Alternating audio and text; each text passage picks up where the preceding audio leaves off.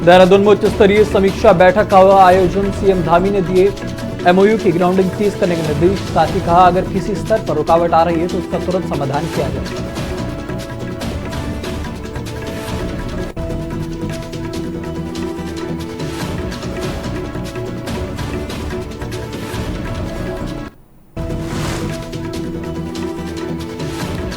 आम बजट पर बीजेपी की सकारात्मक प्रतिक्रिया। मनवीर सिंह चौहान बोले, बजट से उत्तराखंड को होगा फायदा, युवा, महिला और पर्यटन विकास पर होगा खास फोकस।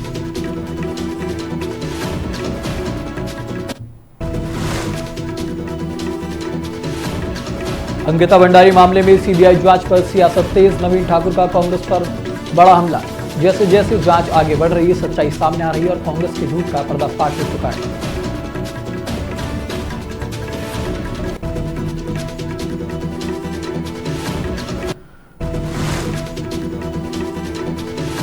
उत्तराखंड में महिलाओं के खिलाफ बढ़ते अपराध को लेकर सियासत तेज। कांग्रेस प्रवक्ता शीशपाल बिष्ट ने सरकार की कानून व्यवस्था पर उठाए सवाल।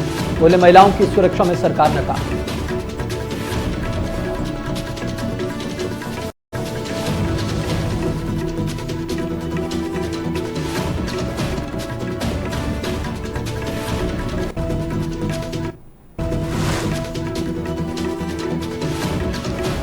देहरादून में 5 दिनों में 3 युवतियों की हत्या से गरमाई राजनीति। कांग्रेस ने राज्य सरकार की कार्यप्रणाली और कानून व्यवस्था पर उठाए गंभीर सवाल।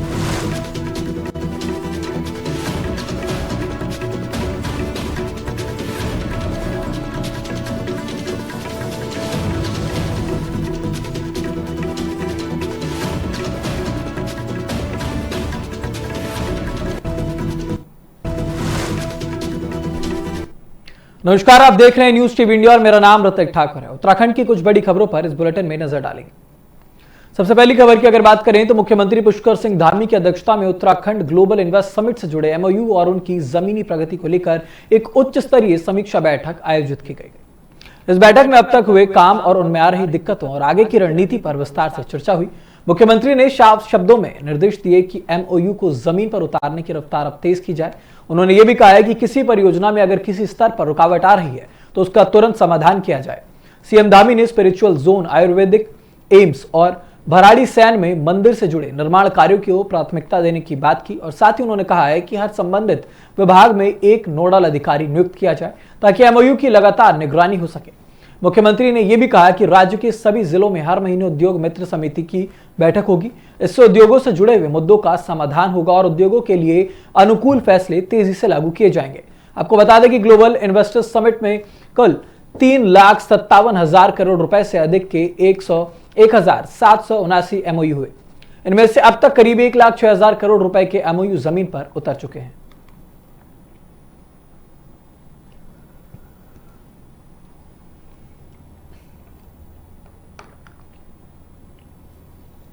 तो उत्तराखंड के देहरादून से खबर आपको बता रहे हैं, जहां पर मुख्यमंत्री धामी ने एमओयू की समीक्षा बैठक की और साथ ही साथ उन्होंने निर्देश दिए कि यहां पर कमेटी बनाई जाए जहां पर बैठ करके इन एमओयू की साफ तौर पर निगरानी हो।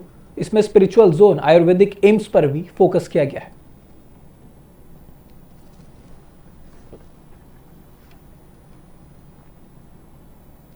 खबरों में आगे बढ़ेंगे। केंद्र सरकार के आम बजट को लेकर बीजेपी ने सकारात्मक प्रतिक्रिया दी।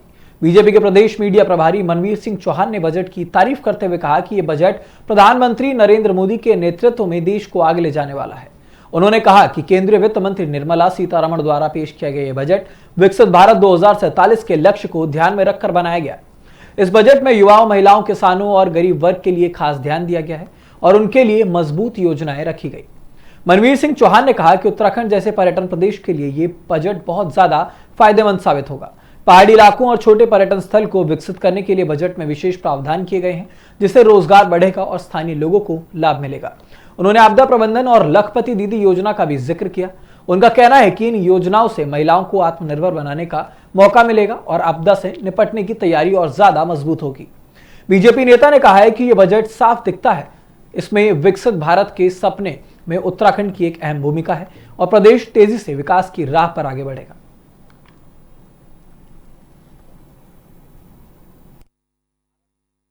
आदरणीय प्रधानमंत्री नरेंद्र भाई मोदी जी के मार्गदर्शन में केंद्रीय वित्त मंत्री श्रीमती निर्मला सीतारमण जी के द्वारा जो आम बजट प्रस्तुत किया गया है, वो जो आदरणीय नरेंद्र मोदी जी का विकसित भारत का संकल्प है कि 2047 तक भारत विश्व का सबसे शक्तिशाली देश होगा, विकसित देश होगा, उसका एक रोड मैप है। और इसके तहत समाज के हर वर्ग के उत्थान के लिए प्राविधान किया गया है। हम युवाओं की बात करें, हम महिलाओं की बात करें, हम किसानों की बात करें, हम गरीबों की बात करें, हर वर्ग का इसमें ध्यान रखा गया है। उनके उत्थान के लिए इसमें बजट में प्राविधान। तो अंकिता भंडारी मामले में अब सीबीआई जांच को लेकर सियासत तेज हो गई है। सीबीआई द्वारा अज्ञात वीआईपी के खिलाफ एफआईआर दर्ज करके ये जांच शुरू किए जाने पर बीजेपी प्रदेश प्रवक्ता नवीन ठाकुर ने कांग्रेस पर तीखा हमला बोल दिया। नवीन ठाकुर ने कहा कि जैसे जैसे जांच आगे बढ़ रही है, सच्चाई सामने आ रही है और कांग्रेस के झूठ का पर्दा फाश हो रहा है। उन्होंने आरोप लगाया कि कांग्रेस ने संवेदनशील मामले को लेकर प्रदेश में माहौल खराब करने और विकास को रोकने की कोशिश की। नवीन ठाकुर ने कहा कि अब जनता सब समझ चुकी है और इस अपराध के लिए कांग्रेस को कभी माफ नहीं करेगी। उन्होंने साफ कहा कि बीजेपी और राज्य सरकार पहले दिन से ही बेटी अंकिता और उसके परिवार के साथ खड़ी रही। वहीं नवीन ठाकुर ने मुख्यमंत्री पुष्कर सिंह धामी की तारीफ करते हुए कहा कि मुख्यमंत्री ने पीड़ित परिवार की इच्छा के अनुसार कार्रवाई करके दिखाई। वहीं कांग्रेस ने इस मामले को केवल राजनीतिक फायदा लेने के लिए इस्तेमाल किया, ये बोला है। और उन्होंने पूर्व मुख्यमंत्री हरीश रावत के बयानों का जिक्र करते हुए कहा कि कांग्रेस नेताओं ने सत्ता के लिए इस मामले को भुनाने की कोशिश की। अब जब सीबीआई जांच शुरू हो चुकी है और दिल्ली में एफआईआर दर्ज हुई है, तो कांग्रेस सच्चाई से डर रही है।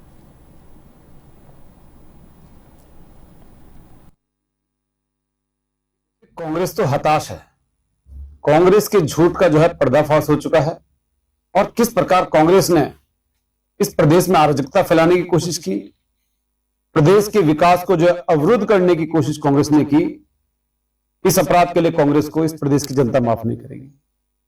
हम पहले दिन से ही बेटी अंकिता भंडारी के साथ हैं, हमारी सरकार साथ है और माननीय पुष्कर सिंह धामी जी ने जो उनके माता पिताजी ने चाहा वो किया और करके दिखाया।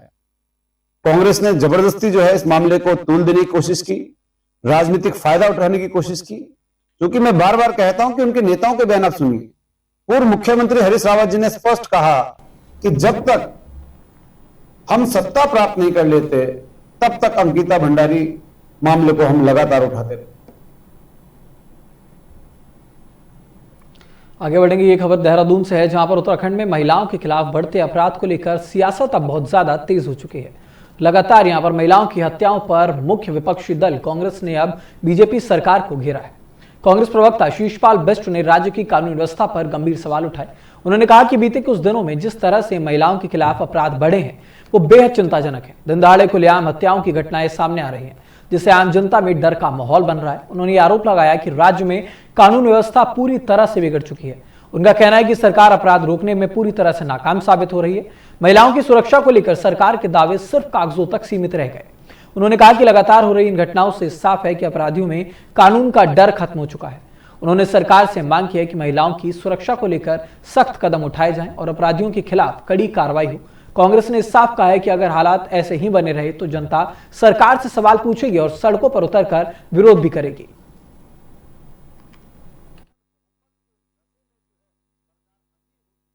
राज्य में कानून व्यवस्था नाम की चीज नहीं है। चाहे रुड़की का मामला हो, चाहे कोटद्वार का मामला हो, चाहे ऋषिकेश का मामला हो, या प्रदेश के आप अन्य क्षेत्रों में जाकर के देख लिए, हर दिन जो है ताबड़तोड़ घटनाएं घट रही हैं और प्रशासन के कान पे जू नहीं रेंग रही है।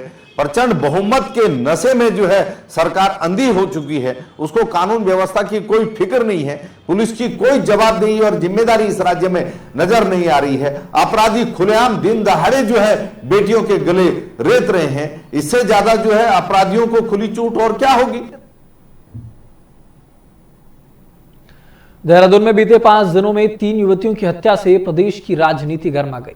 इन घटनाओं के बाद मुख्य विपक्षी दल कांग्रेस ने राज्य सरकार की कार्यप्रणाली और कानून व्यवस्था पर गंभीर सवाल खड़े कर दिए। कांग्रेस प्रवक्ता ने कहा कि उत्तराखंड पहले ही हिमालयी राज्यों में महिला अपराधों के मामलों में सबसे ऊपर रहा। अब लगातार दिन दहाड़े हो रही हत्याओं से ये साफ है कि अपराधियों के हौसले काफी बुलंद हैं। कांग्रेस का आरोप है कि अपराधी बिना किसी डर के वारदातों को अंजाम दे रहे हैं। इससे ये सवाल उठता है कि या तो उन्हें सत्ता की सुरक्षा मिल रही है या फिर राज्य में कानून व्यवस्था नाम की कोई चीज बची ही नहीं। उन्होंने कहा है कि महिला की सुरक्षा को लेकर सरकार की सोच और कामकाज दोनों ही कमजोर नजर आ रहे हैं। सरकार अपराध रोकने में पूरी तरह से नाकाम साबित हो रही है। साथ ही साथ उनका यह भी कहना है कि सरकार से वो अपील करते हैं कि हालात की गंभीरता को समझें और महिलाओं की सुरक्षा के लिए ठोस कदम उठाए जाएं। साथ ही अपराधियों के खिलाफ सख्त कार्रवाई हो और कानून का डर पैदा करें ताकि ऐसी घटनाएं दोबारा ना हो।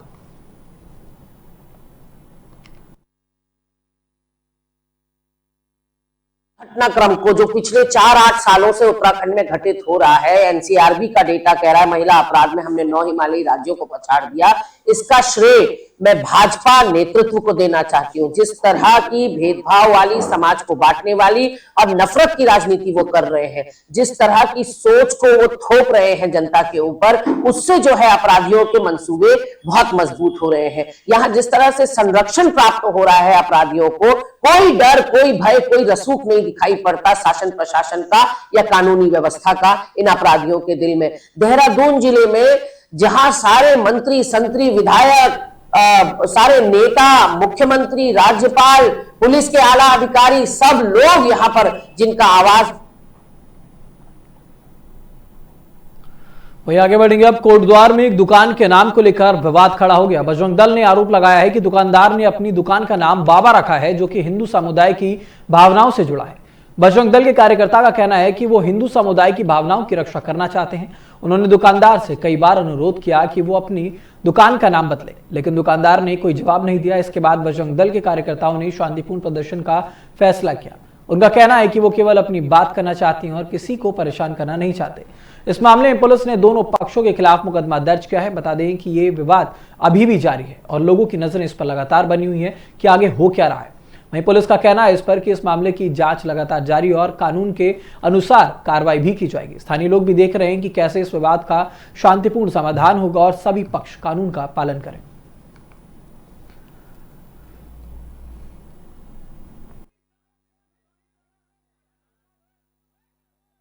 बजरंग दल की तरफ से नहीं करा गया था।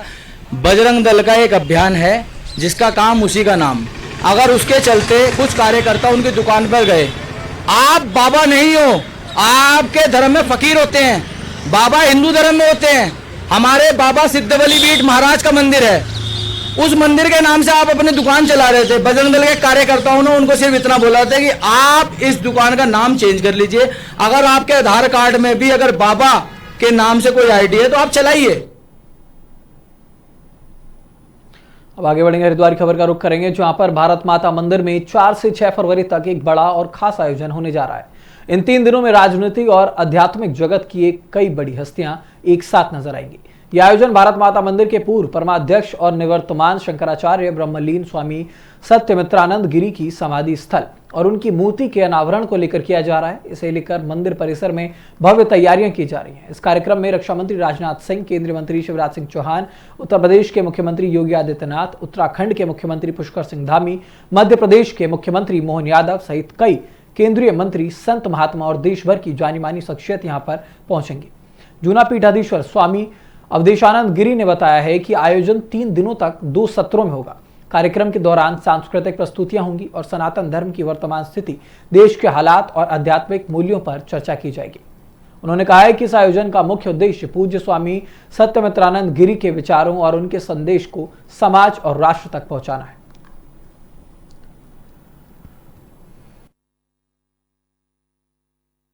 हमारे पूज्य गुरुदेव के समाधि मंदिर पर हम एकता का संदेश देने के लिए सभी विचारकों को, तत्ववेत्ता, मनीषी, दार्शनिकों को हमने आमंत्रित किया है। भारत के शीर्षस्थ धर्माचार्य यहाँ आ रहे हैं। हमने माननीय रक्षा मंत्री जी आदरणीय राजनाथ सिंह जी को आमंत्रित किया है। आदरणीय योगी जी यहाँ आ रहे हैं, उत्तर प्रदेश के मुख्यमंत्री, हमारे मुख्यमंत्री आदरणीय पुष्कर सिंह धामी जी, हमारे यहाँ के माननीय राज्यपाल और अलग अलग अनेक प्रदेशों के राज्यपाल यहाँ आ रहे हैं। पर एक सबसे बड़ा वैशिष्ट्य है कि अलग अलग क्षेत्रों के यहाँ अनेक कलाकार, विचारक, चित्रकार, साहित्यकार, अनेक लेखक और कई देशों के प्रतिभागी आ रहे हैं। यहाँ आप आंगन में देख रहे होंगे, इंग्लैंड से लोग दिख जाएंगे आपको। मैं देश के पूर्व राष्ट्रपति रामनाथ कोविंद हरिद्वार पहुंच चुके हैं। वो हरिद्वार के कनखल में हरिहर आश्रम में परिवार के साथ पहुंचे, जहां पर जूना पीठाधीश्वर स्वामी अवधेशानंद गिरी ने उनका स्वागत किया।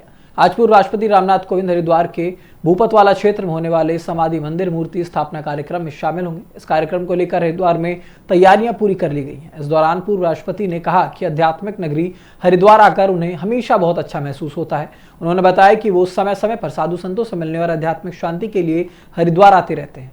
उन्होंने कहा है कि हरिद्वार की आध्यात्मिक ऊर्जा उन्हें आत्मिक शांति देती है। इस दौरान उन्होंने साधु संतों से मुलाकात की और आशीर्वाद प्राप्त किया। आपको बता दें कि आज से 3 दिवसीय समाधि मंदिर मूर्ति स्थापना कार्यक्रम की शुरुआत हो रही है। इस कार्यक्रम में देश की कई बड़ी राजनीतिक और आध्यात्मिक हस्तियां भी शामिल होंगी। इस कार्यक्रम को लेकर सुरक्षा के पुख्ता इंतजाम किए गए हैं। प्रशासन पूरी तरह से मुस्तैद है।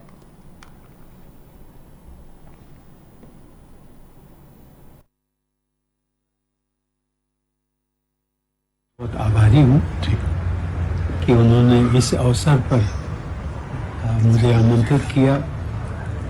सचमुच हरिद्वार को मैं अध्यात्म का द्वार मानता हूँ और इसीलिए जब इच्छा होती है जानकर अथवा कोई कार्यक्रम बन जाए, और इसे मैं सौभाग्य इसलिए मानता हूँ कि जो मन में होता है, इच्छा यहाँ बार बार आने की होती है, तो उसके महाराज जी निमित्त बन जाते। खबर मुनि की रेती से है, जहां पर मुनि की रेती नगर पालिका में टेंडर प्रक्रिया को लेकर सियासत गर्मा गई है। आपको बता दें कि कांग्रेस ने नगर पालिका प्रशासन पर पक्षपात और परिवारवाद के गंभीर आरोप लगाए हैं। इसको लेकर कांग्रेस कार्यकर्ताओं ने नगर पालिका कार्यालय परिसर में प्रदर्शन किया और जमकर नारेबाजी की है। ये प्रदर्शन इंडियन यूथ कांग्रेस के प्रदेश महासचिव अंशुल रावत के नेतृत्व में किया गया। कांग्रेस कार्यकर्ताओं का कहना है कि नगर पालिका ने बीते 1 साल में केवल 2 टेंडर किए और दोनों में ही पक्षपात किया गया।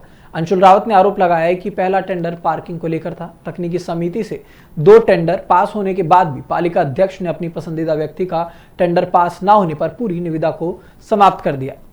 पूछने पर इसे अपने विवेक का अधिकार बताया गया। उन्होंने कहा है कि इसी तरह जनवरी 2026 में निर्माण कार्य के टेंडर में भी अपने पसंदीदा ठेकेदार को फायदा पहुंचाया गया। इस पूरे मामले की शिकायत जिलाधिकारी को भेजने की तैयारी की जा रही है। वहीं कांग्रेस ने चेतावनी दी है कि अगर पक्षपात बंद नहीं हुआ तो उग्र आंदोलन किया जाएगा। वहीं अधिशासी अधिकारी अंकिता जोशी ने साफ तौर पर अंकित जोशी ने सभी आरोपों को गलत बताया और कहा है कि सभी काम नियमों के अनुसार हो।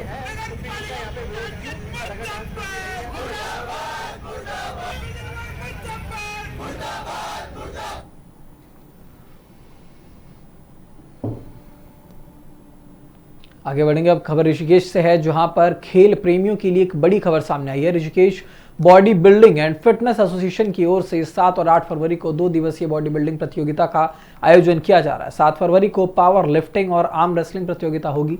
वहीं 8 फरवरी को उत्तराखंड की सबसे बड़ी बॉडी बिल्डिंग प्रतियोगिता का आयोजन किया जाएगा। बता दें कि यह प्रतियोगिता हरिद्वार रोड स्थित आशीर्वाद वाटिका में होगी। इस प्रतियोगिता में देश भर से बड़े और नामी खिलाड़ी हिस्सा लेने के लिए ऋषिकेश पहुंचेंगे। इस प्रतियोगिता का मुख्य उद्देश्य युवाओं को खेलों के प्रति जागरूक करना और उन्हें नशे से दूर रखना। इस संबंध में संगठन के पदाधिकारियों ने प्रेस कॉन्फ्रेंस कर जानकारी दी है। संगठन के अध्यक्ष विवेक तिवारी ने बताया कि हर साल इस प्रतियोगिता का आयोजन युवाओं को फिटनेस की ओर प्रेरित करने के लिए किया जाता है। उन्होंने बताया कि इस बार मिस्टर हिमालय का खिताब जीतने वाले खिलाड़ी को 61,000 रुपए की इनामी राशि दी जाएगी। इसके अलावा विजेताओं को भी अलग अलग इनाम देकर सम्मानित किया जाएगा।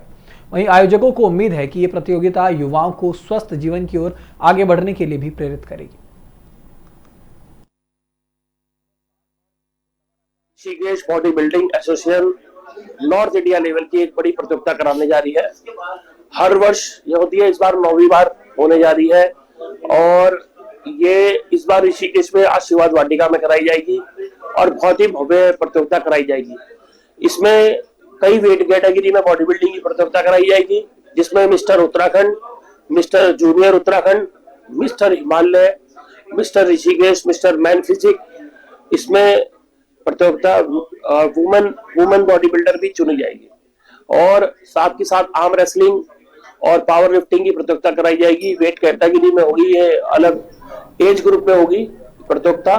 और सबसे बड़ी बात है कि इस बार जो मिस्टर हिमालय के लिए कैश प्राइस मनी रखी हुई है 61,000 रुपए रखी गई है।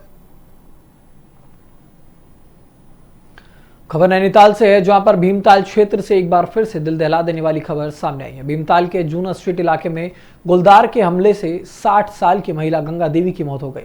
बताया जा रहा है कि गंगा देवी बीते शाम अपने घर के पास पशुओं के लिए चारा लाने गई थी और इसी दौरान घात लगाए बैठे गुलदार ने उन पर हमला कर दिया।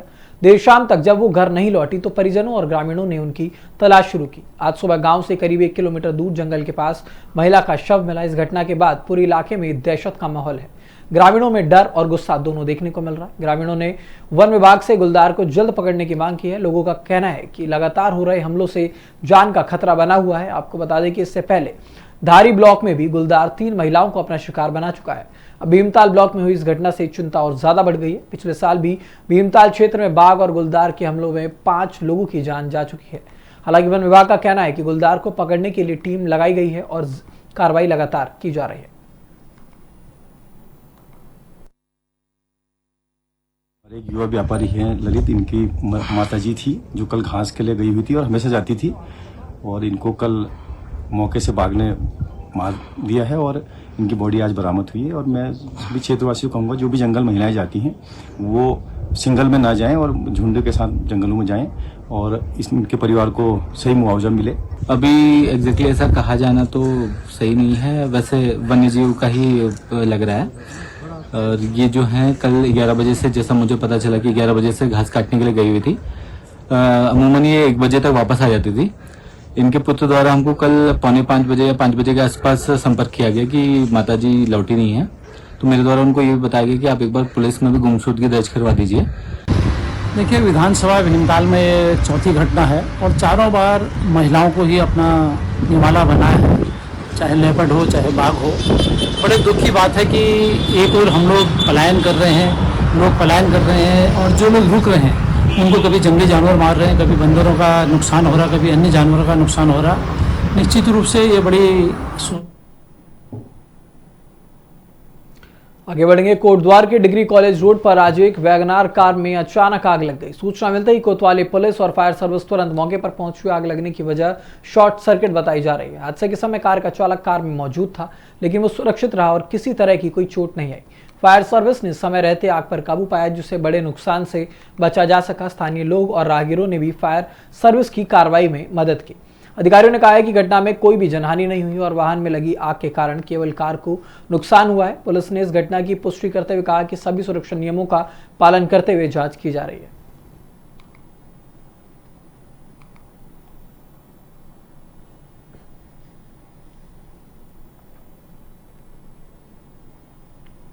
तो सोमवार का मौसम पूरी तरह से सूखा रहा, यानी कि बारिश नहीं हुई, लेकिन मौसम विभाग ने चेतावनी दी है कि आज से मौसम में बदलाव आने की संभावना है। विभाग की माने तो पहाड़ी जिलों में हल्की बारिश हो सकती है और 2800 मीटर से अधिक ऊंचाई वाले क्षेत्रों में बर्फबारी होने की संभावना है।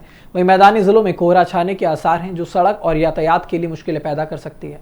देहरादून, पौड़ी और नैनीताल में येलो अलर्ट जारी किया गया है। विभाग ने गर्जन, आकाशीय बिजली और तेज हवाओं के लिए भी लोगों को सावधान रहने की सलाह दी। मौसम विभाग ने कहा है कि अगले कुछ दिनों में तापमान में उतार चढ़ाव देखने को मिल सकता है। पहाड़ी क्षेत्रों में हल्की बारिश और बर्फबारी के साथ ही मैदानी इलाकों में कोहरा छाए रहने की संभावना बनी हुई है। ऐसे में लोगों को बाहर निकलते समय सतर्क रहने और मौसम की जानकारी पर नजर रखने की सलाह दी गई। खासकर सड़क मार्गों पर यात्रा करने वालों को कोहरे और खराब मौसम के दौरान अधिक ध्यान देने की जरूरत है।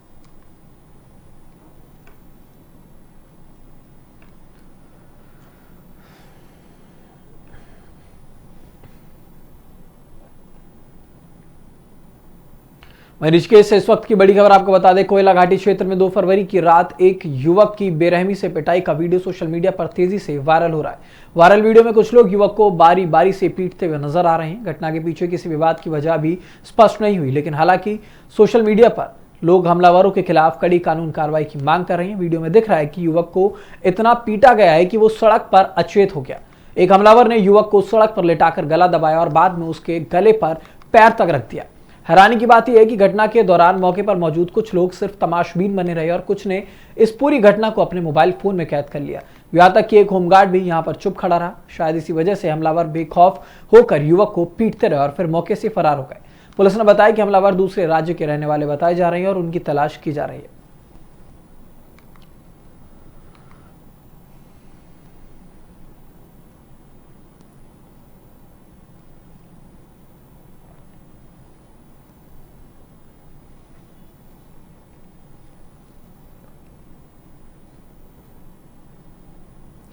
अल्मोड़ा जिले के विकास खंड सल्ट अंतर्गत मरचूला भेड़खाल मोटर मार्ग पर दुर्घटना संभावित स्थानों पर सुरक्षा इंतजाम न होने से ग्रामीणों में भारी रोष है।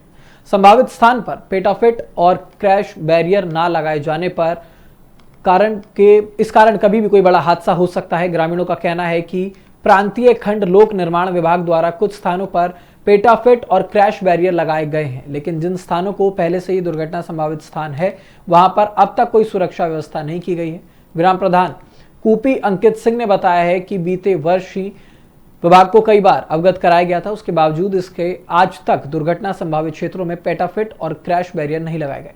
उन्होंने कहा है कि ये लापरवाही किसी बड़े हादसे को दावत देने जैसी है। गौरतलब है कि वर्ष 2024 में मरचूला क्षेत्र में हुए भीषण सड़क हादसे में कई लोगों की जान चली गई थी।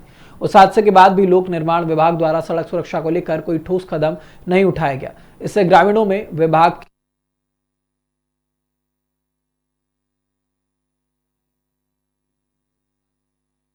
मरचूला के पास एक घटना हुई थी, विभाग द्वारा उसके बाद यहाँ पे डिवाइडर साइड और पिलर का कार्य किया गया था, लेकिन उन जगहों पे किया नहीं जहाँ पे दुर्घटना होने की संभावना है। ऐसी जगहों पे करा जहाँ पे उन्हें लगता है कि यहाँ पे कार्य हो सकता है और यहाँ पे सामने ही कोई घटना हो सकती है और बड़ी जनहानि हो सकती है। विभाग द्वारा हमें ये बोल रहे हैं विभाग यहाँ पे हम लगाएंगे डिवाइडर, क्योंकि कुछ टाइम पहले यहाँ पे डिवाइडर लगे थे, उसके बाद यहाँ पे दिखे नहीं, शायद गिर गए हो या कुछ, लेकिन अभी वो कह रहे हैं ठीक है हम लगाते हैं। हाँ कह रहे हैं, अभी तो देखते हैं, लगता है नहीं लगेगा।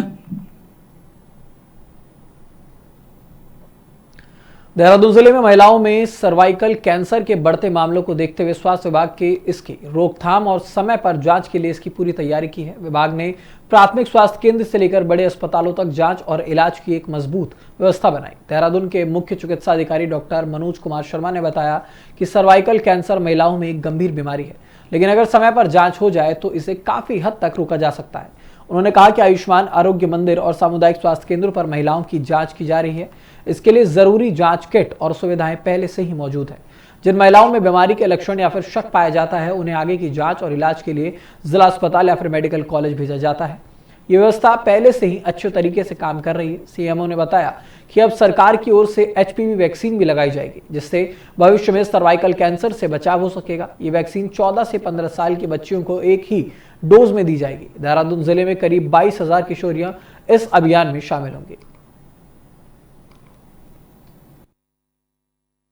देखिए, जहाँ से सर्वाइकल कैंसर की बात करें, आप ठीक कह रहे हैं कि बहुत इंपॉर्टेंट ये एक कारण है महिलाओं की मृत्यु का, जो सर्वाइकल कैंसर है। और पहले से ही हम आयुष्मान आरोग्य मंदिर के लेवल पे अगर हम बात करें, CHO लेवल पे बात करें, तो हमारा जो है स्क्रीनिंग के जो टूल्स हैं हम उनको उपलब्ध कराए हुए हैं, सर्वाइकल कैंसर की स्क्रीनिंग वो कर सके, सिम्टोमेटिकली भी, और VI किट भी उनको उपलब्ध कराई गई है ताकि वो उसको स्क्रीन कर सकें। और जो सस्पेक्टेड केसेस हैं उनको हायर एग्जामिनेशन के लिए वो फिर डिस्ट्रिक्ट हॉस्पिटल में या मेडिकल कॉलेज में उसको रेफर करें। तो ये हमारा पहले से सिस्टम चल रहा है सिम्टोमेटिकली स्क्रीनिंग का, और VI किट के माध्यम से जो स्क्रीनिंग का है वो सिस्टम पहले से चल रहा है। ऋषिकेश में शिवाजी नगर, मीरा नगर और बापू ग्राम मनसा देवी के हजारों लोग अपने घर और जमीन बचाने के लिए सड़क पर उतर आए। लोग बापू ग्राम बचाओ संघर्ष समिति के बैनर तले एक बड़ी रैली निकाल रहे थे। इस रैली में लगभग 15,000 लोग शामिल हुए और एकता दिखाकर सरकार को अपना संदेश दिया। लोगों ने मांग की है कि वन भूमि प्रकरण में डिफॉरेस्ट का प्रस्ताव पास करके केंद्र सरकार को भेजा जाए या फिर इस इलाके को राजस्व ग्राम घोषित किया जाए। रैली करीब 1.5 किलोमीटर लंबी थी और 8 किलोमीटर की दूरी तय करके तहसील परिसर पहुंचे, जहां पर SDM को ज्ञापन सौंपा गया। लोगों ने जोर देकर कहा कि वो अपने घर उजड़ने से बचाना चाहते हैं। उन्होंने कहा कि वो सुप्रीम कोर्ट के आदेश का सम्मान करते हैं, लेकिन सरकार को जनता के हित में फैसला लेना चाहिए। वो कोई भीख नहीं मांग रहे बल्कि अपना हक चाहते हैं। उन्होंने बताया कि इस इलाके में सरकार की करोड़ों की योजनाएं पहले से ही लागू है।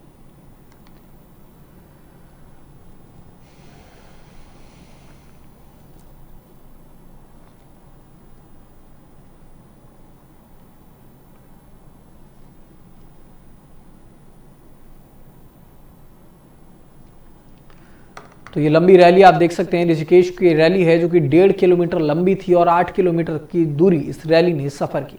इनका साफ तौर पर कहना है कि सुप्रीम कोर्ट का जो आदेश है उसका सम्मान करती हैं, लेकिन उसके बावजूद इनका कहना है कि लोगों के हित का ध्यान, लोगों के साथ गलत ना हो, इसका ध्यान भी यहाँ पर सरकार को, प्रशासन को रखना चाहिए। सरकार से जमीन बचाने की अपील को लेकर के हाथों में तख्तियां लेकर ये 1.5 किलोमीटर लंबी रैली लोगों की तरफ से निकाली गई। आप देख सकते हैं तस्वीरों में, ये लंबी रैली है जिसमें 15,000 लोग लगभग यहां पर पहुंचे हुए थे।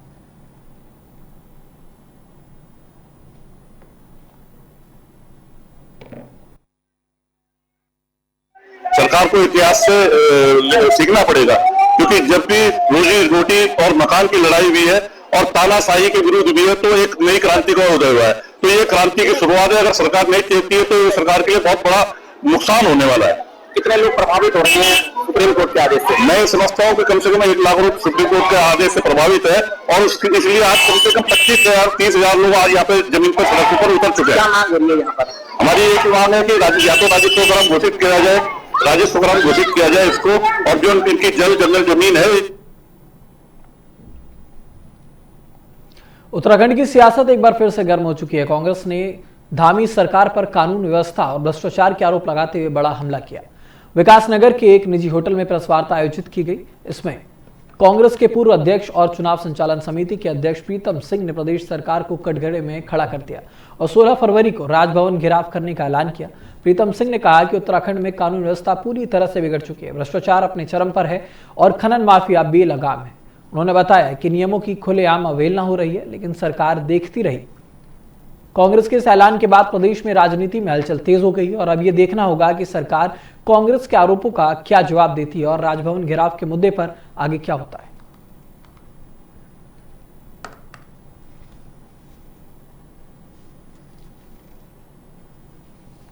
तो कानून व्यवस्था पर साफ तौर पर उत्तराखंड में सवाल उठाए गए हैं। भ्रष्टाचार को लेकर के लगातार ये हमला धामी सरकार पर किया जा रहा है।